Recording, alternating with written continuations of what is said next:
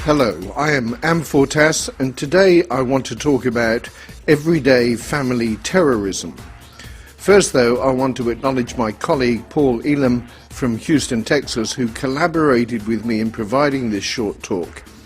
There's two authors' heads on this note, although he did most of the writing whilst I do all the talking.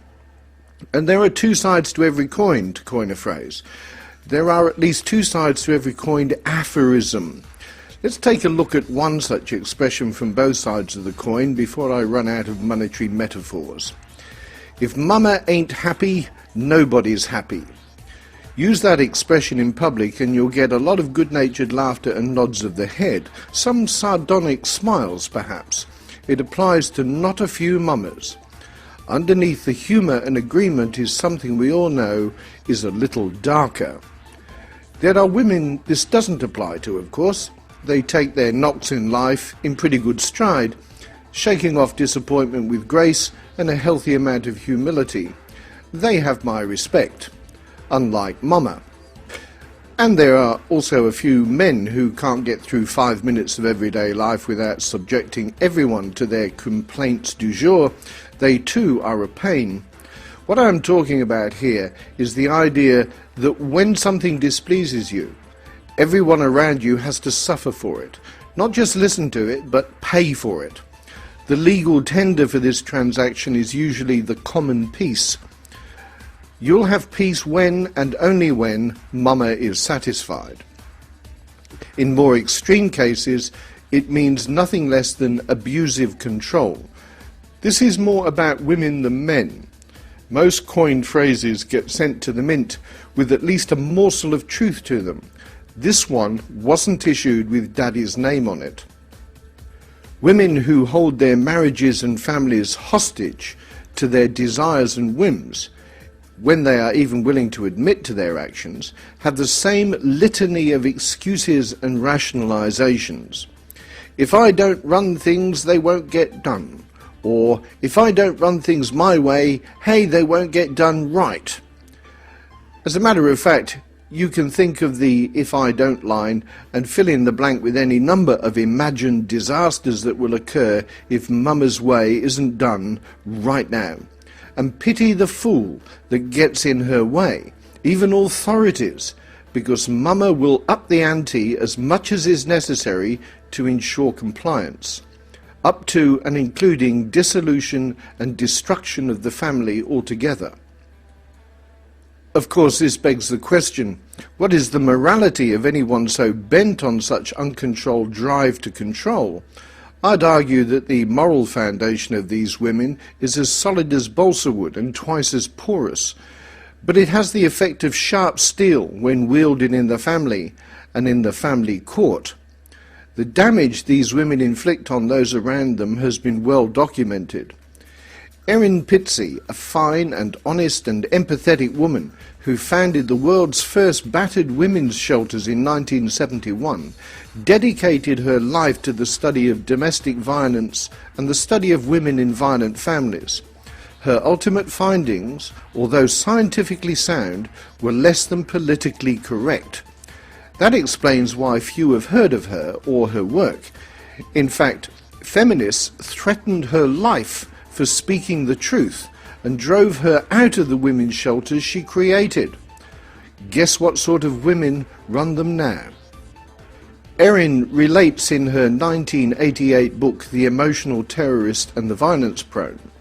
The family of the emotional terrorist, she says, may well be characterized as violent, incestuous, dysfunctional and unhappy, but it is the terrorist or tyrant who is primarily responsible for initiating conflict, imposing histrionic outbursts upon otherwise calm situations, or more subtly and invisibly, quietly manipulating other family members into uproar through guilt, cunning taunts, and barely perceived provocations.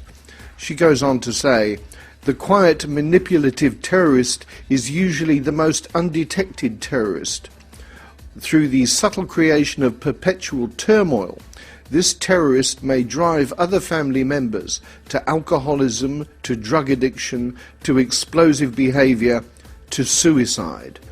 The other family members, therefore, are often misperceived as the family problem, and the hidden terrorist seen as the saintly woman who puts up with it all. If this sounds familiar, it is because Pizzey's emotional terrorist is just an extreme illustration of a not so uncommon behaviour in so many women. She can be Mrs. Anyone, your Mrs. or you. Dr. Eric Byrne described these and the several games that typify dysfunctional people and families, and with a predominantly female locus, in his capital little book, The Games People Play.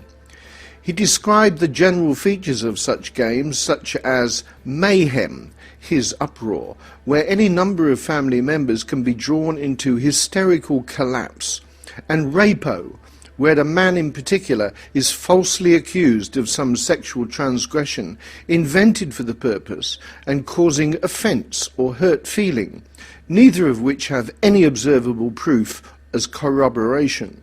Or worse, it can be extended with a few handy laws to encompass the worst and most varied game of all, the let's you and him fight game, in which the local police are called in to inflict severe damage to the victimised family. The father is taken away, often in handcuffs, leaving the children completely defenceless. The judges refuse to see Mama for what she is and dispossesses Daddy altogether. Solutions are not simple. Having counselled many families affected by emotional terrorism, both Paul and I can tell you that getting through the denial of such women is a challenge. Often the other victims in the family defend her with miscalled chivalry. Family members of domestic terrorists are often so beaten down and servile that they share the woman's denial. They perceive her just as Pizzey described, the saintly woman who puts up with it all. Confronting Mama makes her really unhappy. It doesn't take Sigmund Freud to figure out who will pay for it when the session is over. It ain't her. Mama, and most women like her, can't stand the idea that there might be something wrong with them morally, or even that they may simply be wrong. When her misbehaviour is explained and described to her, accurately, objectively and calmly, she often resorts to denial, anger, redirection of blame, and of course the new approved fallback position, victimhood. No, solutions to problems like this are not simple. The denial of the domestic terrorist is reinforced by the collective denial that most of society shares about the nature and behaviour of women in the first place. One good place to start is in each of us. It doesn't mean criticising all women, but it does mean holding all women to higher standards than is currently the social norm. Simple truth would be a good place to start. Women who undermine their marriages and families for the sake of controlling them are far from funny. Sniggering at their behaviour is like finding something funny about a man that pummels his wife because she burned the toast. Many people of both sexes take the attitude that however women act, that is the way they are. Accept me as I am is their mantra, but that is an enabling fantasy. We give them a pass on almost anything, no matter how egregiously appalling, and seldom think of who we are damaging by doing so. Domestic emotional terrorists have gone undetected and unaddressed, bringing harm to themselves, their children and spouses, and the culture as a whole. When society, that is you and I, raises its standards, women will likely do the same. If we don't all work together on this, women and men both, matters will get worse. This has been Amfortas. I thank Paul Elam for his wise words, and I thank Christian J for his production assistance. I dedicate this to my estranged but beloved daughter, and to my beloved son, in whom I am well pleased. Ask, who does the Grail serve?